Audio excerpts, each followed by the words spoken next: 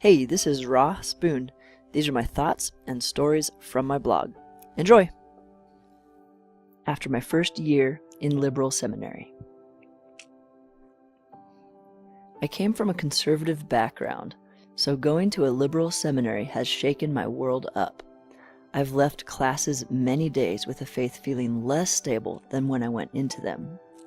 Many of the things I've been taught my whole life are being brought into question. But this has forced me to come up with some working solutions on a few different topics. Here's where I stand at the moment on a few of them. Social justice.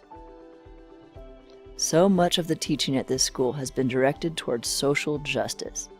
I think they rightly champion the cause of the oppressed. This is their gift to the world. But like anybody, conservatives or liberals with any cause, I've felt like the cause can sometimes overshadow the commissioner of the cause.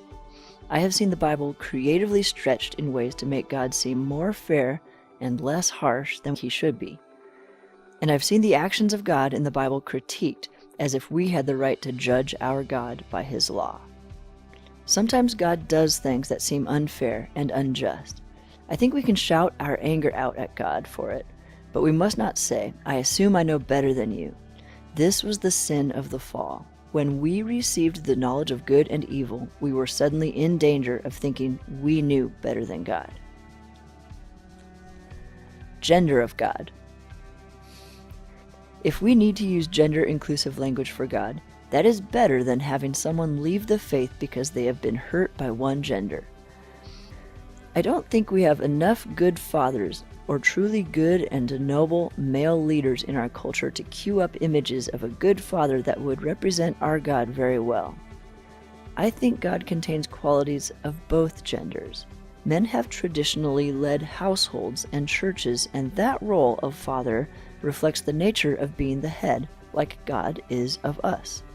But I think that if men hadn't abused their power and hurt people with it, and we inherently understood that the Creator of men and women contained all elements of both male and female within him, we would have no reason to seek an alternate pronoun. Gender roles. People at my school fight for equal rights for women. I'm on board with that, and I'm a big fan of my woman pastor.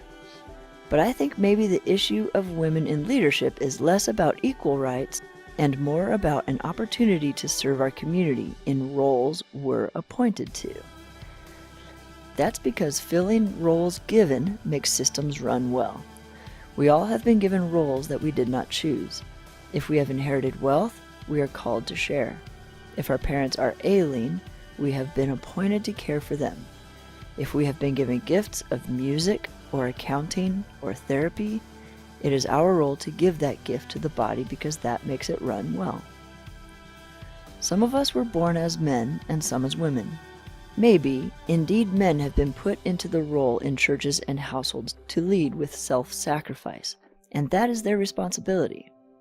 But I think if there is a shortage of good men who are leading sacrificially, and if certain parts of the body indeed work better with a woman in charge, maybe it is better for the women to fill that role. I wonder if maybe roles are given to help a system run well, but it's more for the benefit of the people. One thing I don't entirely understand yet is how, perhaps, men leading and women supporting may reflect God's relationship with us. Not that one gender is better or more important than the other, but that each fills their own role well, the leader and the led. And maybe this is how God wants to exhibit his cycle of love on earth.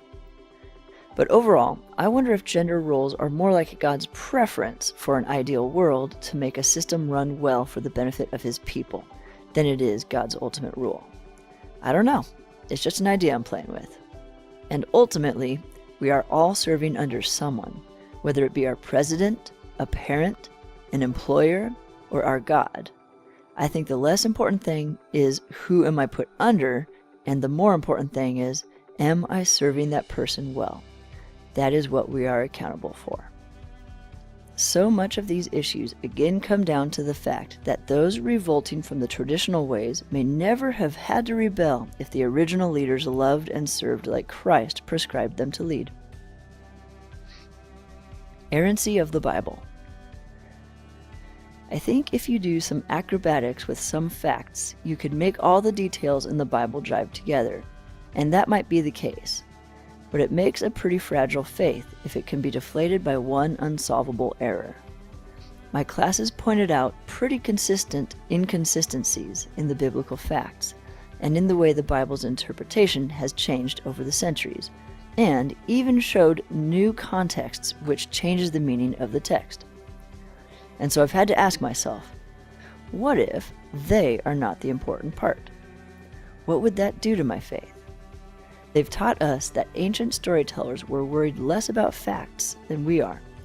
They wanted to get across the heart of the message. So, right now, I think that even if it has some factual errors, it's probably still the way it is meant to be. And when I say meant to be, I think that might mean that even though interpretations and theology have changed, it's the best we know it to be right now, and that God has made it alive in ways that speak to our changing situations. Even as we grow in our faith, the very same verse may change in meaning, and I think that's how it's supposed to be, alive. I've also started to think that maybe God has given people the heart of the message and given them authority to determine how to lead and communicate the message most accurately to their people. After all, he tells his disciples, whatever you bind on earth will be bound in heaven. So they're doing their best, and I think God's like, you guys have the heart of my message and the basics of the story, so I put it into your hands how you will lead your species. I will honor the rules you make for yourselves as people. But this means if we find an error in the stories or our theology, we humbly adjust and move on with what seems to be more true and accurate with a sincere heart. It doesn't deflate our entire faith. The same with theology as it morphs through the generations. I feel like we are responsible for making the best decisions with the best information we've been given. I also understand the beauty of Orthodox churches, which hold onto the same traditions since the 1st century. And that is the best they know how to do with the truths they have been given. I like to think that we each are accountable for the understandings and perspectives we have to work with.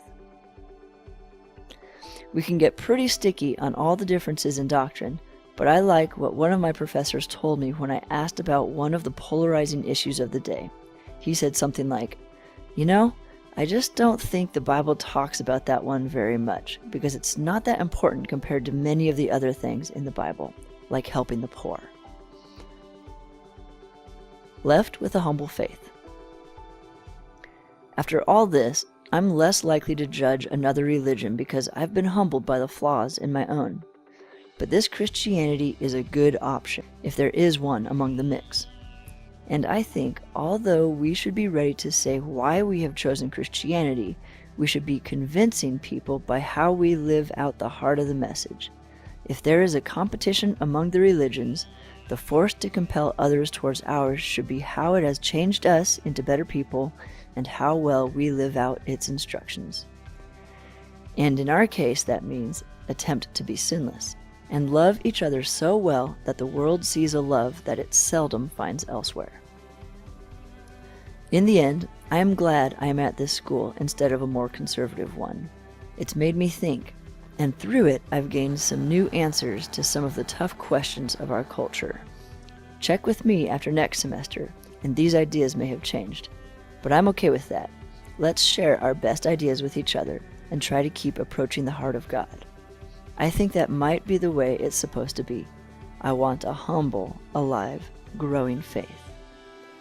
But dear God, may we never seek these ideas or the pursuit of them over you, and may we never think we have learned enough to know better than you. Amen. Since the writing of this blog, I have graduated from this liberal seminary. Many of the ideas in this blog are still accurate, though now they are more nuanced and I have more ideas in different categories. Maybe I need to write another blog to fill in the rest.